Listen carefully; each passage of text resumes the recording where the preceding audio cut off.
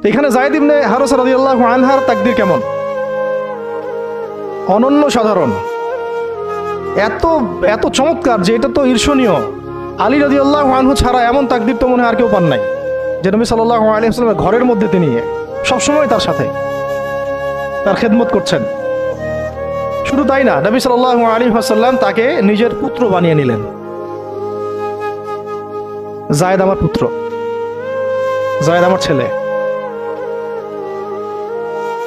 দাস রাখলেন না।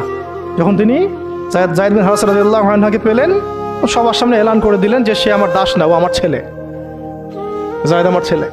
নবী সাল্লাল্লাহু আলাইহি ওয়াসাল্লাম বলছেন যায়েদ আমার ছেলে, বলছেন যে আমি তাকে ভালোবাসি, ও আমাকে ভালোবাসে। অথবা একটাকে এভাবে আসছে যে আমি তার উত্তরাধিকারী, সে আমার উত্তরাধিকারী। যায়েদ বিন হারেসা রাদিয়াল্লাহু আনহুর লকব ছিল হিব্বু রাসূলিল্লাহ, রাসূল সাল্লাল্লাহু আলাইহি ওয়াসাল্লামের প্রিয় ভাজন, প্রিয় ভাজন। আর যায়েদ বিন হারেসা রাদিয়াল্লাহু আনহুর ছেলের নাম Osama bin Zayed, Osama bin Zayed.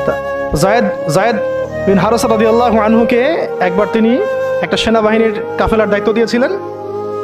কিছু কিছু সাহাবী একটু আপত্তি করেছিলেন, বয়স কম, আরও যোগ্য সাহাবী আছে।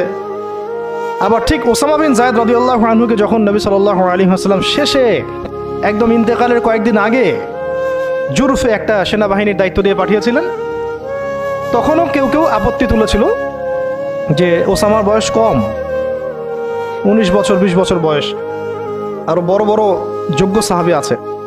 তখন নবী সাল্লাল্লাহু আলাইহি ওয়াসাল্লাম বলেছিলেন যে ইতিপূর্বে তোমরা যায়েদের ব্যাপারেও আপত্তি তুলেছিলে, আর আজকে তোমরা ওসামার ব্যাপারেও আপত্তি তুলছো। তোমরা জেনে রাখো, তার বাবা এবং সে, মানে যায়েদ বিন হারেসা এবং ওসামা বিন যায়েদ, এই দুজনকে আমি ভালোবাসি। এই দুজন আমার প্রিয় ভাজন, এই দুজন আমার প্রিয় ভাজন।